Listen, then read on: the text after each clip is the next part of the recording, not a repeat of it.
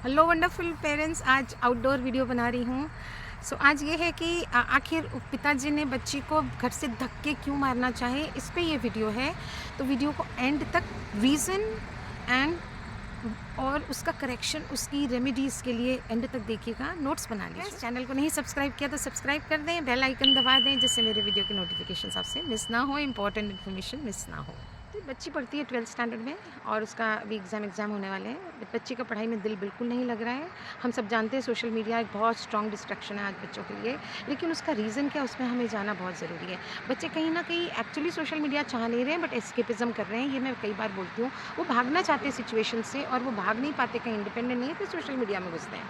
एक बहुत बड़ा रीज़न है इस बच्ची के डिस्टर्ब होने का कि मैं सिंगल चाइल्ड हूँ, मेरे पास कोई नहीं है जिससे मैं माँ बाप के साथ कितना जाऊँ, कितना क्या करूँ, मुझे अपना हम उम्र कोई चाहिए, राइट। एक उसका ये रीज़न है, बाकी और बहुत सारे रीज़न्स हैं। तो जब माँ बाप के साथ ये बच्ची बाहर जाना नहीं चाहती थी सोशल गैदरिंग में, फैमिली गैदरिंग में, तो ये हुआ कि उसने बोला मैं ट्यूशन पढ़ूंगी, मैं तैयारी करूंगी। लेकिन माँ बाप को भी पता था कि ये पढ़ लिख नहीं रही है, स्कूल भी नहीं जा रही है, उसने स्कूल जाना भी बंद कर दिया है। तो माँ बाप छोड़ के चले गए फिर भी, लेकिन बच्ची ट्यूशन नहीं गई। उसके बाद आए घर तो पता चला कि वो फ्रेंड के साथ बाहर कहीं इधर उधर ऐसे ही मटर गश्ती कर रही थी। नेचुरली किसी भी पेरेंट को गुस्सा आएगा। माँ बाप थोड़ी बच्चों का बुरा चाहते हैं, गलत चाहते हैं। वो अपनी तरफ से पूरा 1000% इतना दे रहे हैं माँ बाप, तो उनको भी गुस्सा आना जायज़ है।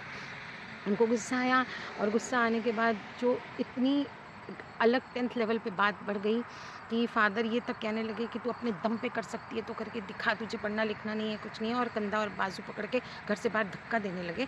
बच्ची भी बहस में कह रही थी मैं बहुत कुछ कर सकती हूँ, मैं बहुत कुछ दिखा सकती हूँ, लेकिन के बाद उसने जो बोला वो ना तो फादर ने सुना और ना ही उसको समझने की कोशिश करी। लेकिन के बाद जो बच्चे ने कहा उसको समझना बहुत ज़रूरी है। लेकिन के बाद बच्चे ने कहा कि लेकिन मैं करना नहीं चाहती हूँ।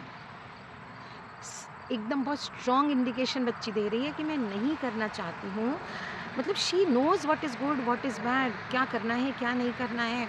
लेकिन कहीं ना कहीं उसको बैक ऑफ द माइंड, उसके माइंड, उसका सबकॉन्शियस उसको अलाउ नहीं कर रहा है कि वो पढ़ाई पे कंसंट्रेट कर पाए।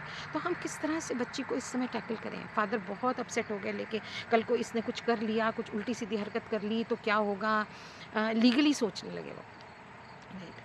तो ये डिसीजन हुआ कि उस समय क्या चाह रहा था बच्चा, एक स्पेस चाह रहा था, उसको कोई समझने वाला हो ऐसा चाह रहा था। Then you know what we did, थोड़ा बच्चे को स्पेस दिया।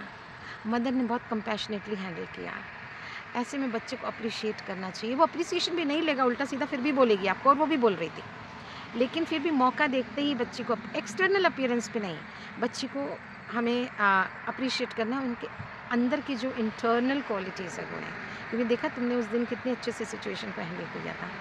कोई बात नहीं बेटा, पापा हैं, तुम देखो कितने अच्छे से हैंडल कर रही हो, शांति से बैठी हो, वगैरह वगैरह। अप्रिसिएशन मोड में बच्चे को लेकर गए। तो जब हम अगर बच्चा रिबेलियस है और उसको हमें हैंडल करना है तो हमें ऑपोजिट चलना पड़ेगा। रिवर्स साइकोलॉजी काम करती है। अप्रिशिएटिव मोड में बच्चे को लेकर गए, अप्रिशिएट करना चालू किया। धीरे धीरे धीरे धीरे बच्चा काम डाउन होने लगा। शाम रात आते आते वो माँ से चिपक के सोई बच्ची। सुबह उठ के उसने सब काम ढंग से किया, रात को अपना खाना भी खुद बनाया। 5 साढ़े 5 घंटा वो बच्ची पढ़ी अगले दिन। एंड जब फादर ने फ़ोन किया बहुत अच्छे से रिस्पॉन्ड किया। फादर टिफ़िन भूल गए थे, दौड़ के आई उनको देने, सब उसने किया। फादर वॉज सरप्राइज्ड, ये इतना ड्रास्टिक 360 डिग्री चेंज ओवरनाइट कैसे हो गया। It's simple.